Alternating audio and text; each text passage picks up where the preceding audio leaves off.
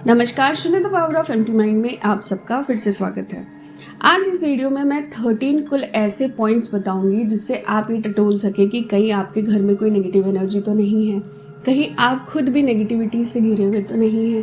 थोड़ा माइन्यूटली सुनिएगा ताकि आप खुद को समझ सके कि क्या यही चीज़ें आपके साथ हो रही है, तो थोड़े मोड़े रिचुअल्स करके हम इस चीज़ को बाहर निकाल सकते हैं। टॉपिक शुरू करने से पहले एक चीज़ बताऊंगी। लाइव सेशन में बहुत बार मेरे से ये क्वेश्चन किया जाता है कि मैडम मेरी कुंडलिनी कहाँ तक पहुँची है।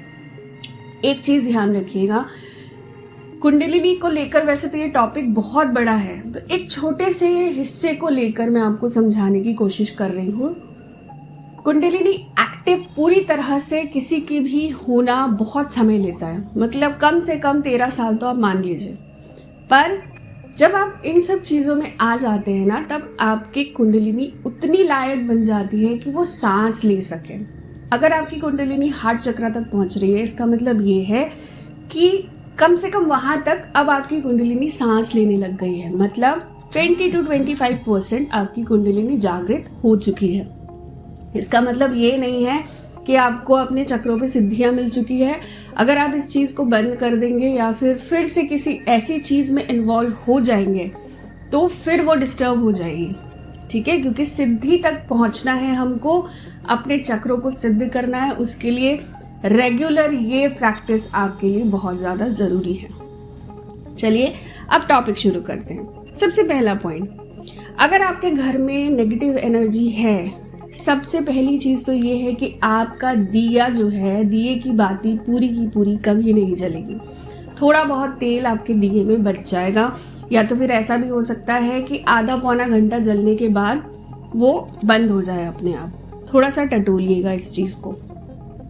दूसरी चीज़, आपका जाप में या ध्यान में मन नहीं लगेगा। कहीं ना कहीं आपको इस चीज़ से ये रहेगा कि अरे एक माला कर ली, बहुत है, उठ जाओ। ये भी एक बहुत बड़ा सिम्टम है कि आपको बैठने नहीं दिया जा रहा है। तीसरी चीज़, घर में कोई ना कोई आदमी या औरत हमेशा बीमार पड़ा रहेगा। अभी उठा है फिर बीमार पड़ गया, फिर उठा है फिर बीमार पड़ गया।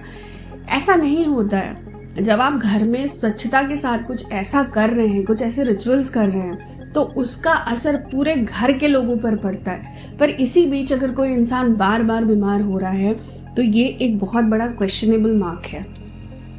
चौथा पॉइंट, कलेश आपके घर में हमेशा बना रहेगा। झगड़ा, पति पत्नी का झगड़ा या भाई भाई का झगड़ा, कुछ ना कुछ आपके घर में ऐसा चलता ही रहेगा कि घर का माहौल जो है ना वो स्टेबल नहीं होगा।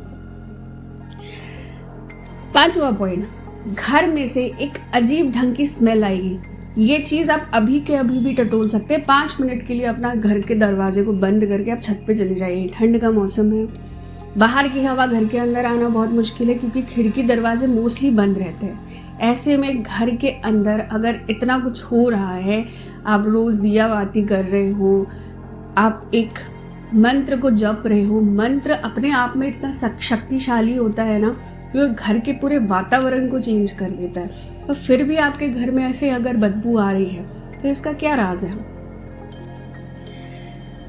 छठवां पॉइंट, आपके खुद की बॉडी से एक अजीब सी स्मेल आएगी।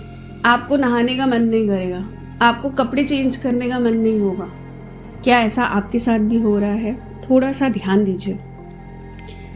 सातवां पॉइंट, आपके घर में ना कभी चिड़िया, तितलियां या फिर कुछ भी ऐसी चीज़ जो शुभ होती है वो आना बंद कर देंगे। कई सारे लोग अपने घरों के बाहर पानी रखते हैं, दाना रखते हैं, पर वो चिड़िया आती ही नहीं है चुगने के लिए। आपके घर के बाहर आज तक कभी किसी चिड़िया ने घोंसला ही नहीं बनाया। घर के बाहर मतलब आपके घर के आंगन में, बिल्कुल आप निकल रहे हो और आपको दिख रहा है, तो सबसे अच्छा तरीका है एक छोटा सा घोंसला खरीद कर अपने घर के आंगन में लगा दीजिए। चिड़िया भी आती जाती रहेगी। आपके घर की आधी से ज़्यादा नेगेटिविटीज़ तो वही अपने साथ लेके चली जाती है। करके देखिए। आठवां पॉइंट, हमेशा आपके घर में कलेश बना रहेगा किसी ना किसी रीज़न से। छोटी छोटी बात पे कलेश होना शुरू हो जाता है। नौवां पॉइंट, आपके कंधे ना हमेशा भारी लगेंगे। आपको ऐसा लगेगा जाप के लिए बैठ रहे हो तो उठ रहे हो तो आपको बहुत ऐसा लग रहा है कुछ हैवी सा मेरे सर पे रख दिया है जिसका पूरा बोझ मेरे कंधे पे आ गया है, थोड़ा बहुत काम कर लिया कंधे दुखने लग गए, ऐसा क्यों? 9वां पॉइंट, आप हमेशा मैं में ही जिएंगे। मैं ऐसा कर रहा हूँ, मैं ऐसा हूँ, मैं ये हो रहा है, मेरे साथ ऐसा हो रहा है, मतलब आपको सुनने की आदत नहीं होती। कहीं ना कहीं थोड़ा बहुत भी आपने अपनी ज़िंदगी में अचीव कर लिया कुछ भी, तो आपको अपने उस मैं के बाहर निकलने में बहुत दिक्कत हो रही है। 11वां पॉइंट, गंदे सपने ऐसे लोगों को बहुत आते हैं, और इससे रिलेटेड भी मैंने एक वीडियो पहले पोस्ट करी थी कि कई सारे लोग आके दरबार में ऐसी बात करते कि मेरे साथ रात को ऐसा होता है, ऐसा होता है। क्यों होता है? इनिशियल स्टेज पे हर किसी के साथ होता है, जब स्लीप पैरालिसिस की प्रॉब्लम बहुत सारे लोगों को होती है, पर वो भी कहीं ना कहीं एक प्रकृति का भेजा हुआ संदेश होता है कि भैया अपने माइंड, बॉडी और सोल को इकट्ठा करो, साथ में चलो, ठीक है। 12वां पॉइंट, सुबह रात को आप कितने भी अच्छे से सो रहे हो, कुछ भी कर रहे हो, पर सुबह उठ के आपको थकावट लग रही है, आपकी आंखें नहीं खुल रही है। ठंड का मौसम में वैसे ही आलस आता है। मैं आलस की बात नहीं कर रही हूँ, मैं थकावट की बात कर रही हूँ। थके थके से फील करोगे आप, पूरे दिन ऐसा लगेगा आपकी बॉडी में एनर्जी ही नहीं है।